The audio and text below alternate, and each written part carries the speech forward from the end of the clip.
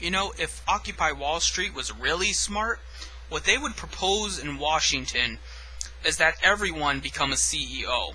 That the state would issue this law that means that no small group of people can control a corporation. There has to be a certain number of people that make the rules within the corporation. We've established that there are companies, multifaceted companies, that run everything. Everything in this country, basically in this world, is privatized. Even so-called government agencies are privatized.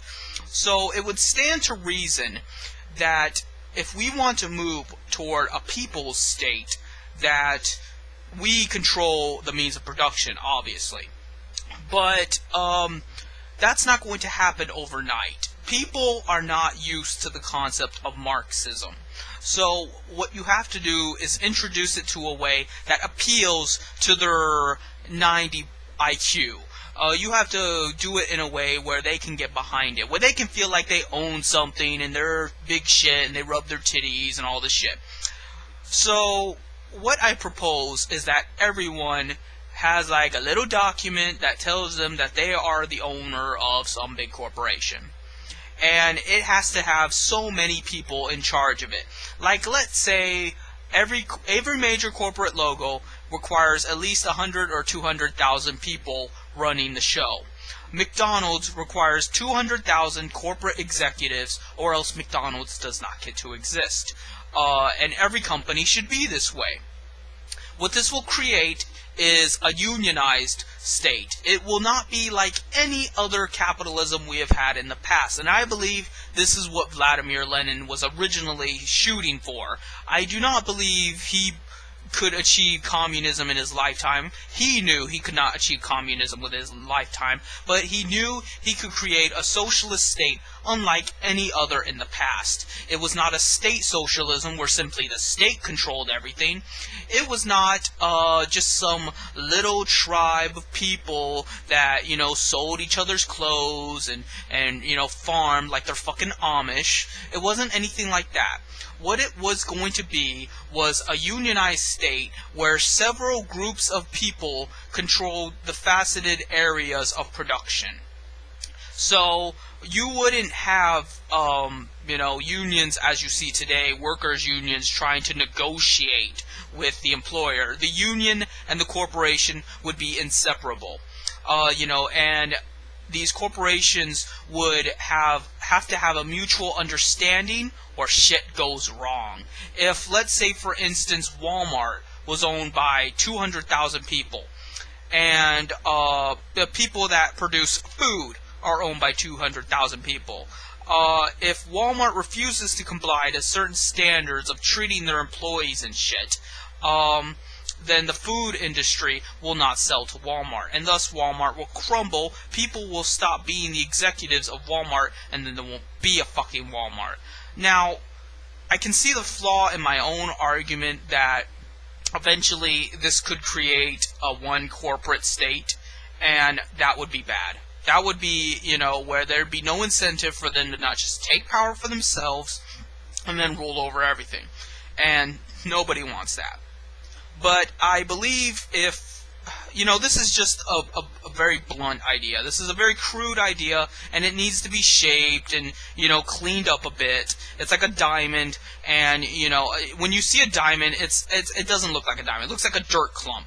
But then when you brush it off, you see the purity underneath. So, there are some things that need to be taken, dulled out around the edges. But ultimately, I believe that a large body of people, we have fucking 300 million people in the United States, a large body of people need to control every sector of the market, and it should not be privatized. It should be socialized, but in a way that people will comprehend and go along with. It will be in a way where they can act like they're the bee's knees, but at the same time it is still socialized. That way, if they don't go along with it, it ensures mutual destruction. If some company starts, flaunting its dick around, then the entire economy collapses, and then we descend into pure chaos. So essentially, I'm suggesting that the country act like it's a perpetual Cold War, and it would be because everyone would have to appease one another. So I don't even know what else to say here. I guess there wouldn't even be employees. There would only be people that are a CEO of a company or people that aren't. And if you're not a CEO of that company, you might get screwed over, but you have your group to keep you company and to protect you and to represent you. I fear that this might be a form of nationalism, and you know how much I despise nationalism. But it is not like any nationalism ever before. It is not a religious nationalism. It is not an ethnic nationalism. It is not even a state nationalism. It is an idea nationalism. It is the idea of a symbol. And, that's weird because it could turn into all those things. It could turn into its own state. It could turn into a religion. It could, but that could happen to anything. You cannot foresee the future under every circumstance, but I believe it would be better. That is all we can do. We can only propose ideas and try to implement them, hoping that tomorrow will be better than today. And considering how bad today is, I don't think that'll be very hard. So that is my perspective, and that is why I don't call myself a Leninist or a Trotskyist or a Stalinist or a Maoist or any of that stuff. I just call myself a nihilist communist, because like nihilism, I do not believe human beings are inherently good. I do not believe that, God is just going to come down from heaven and make everything better. I do not believe that, like good and evil exists, just good and evil. I'm not a moral subjectivist, but I don't believe in just good and evil in the retrospect of how most people do. I see it as varying degrees of evil. Mostly, there might be some concepts of good, but I don't see it nearly often enough to say so.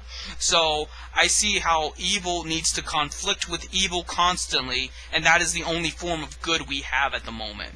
So that is the nihilistic perspective, that it's a bleak existence and you need to rely on social revolution, change, and chaos in order to get by.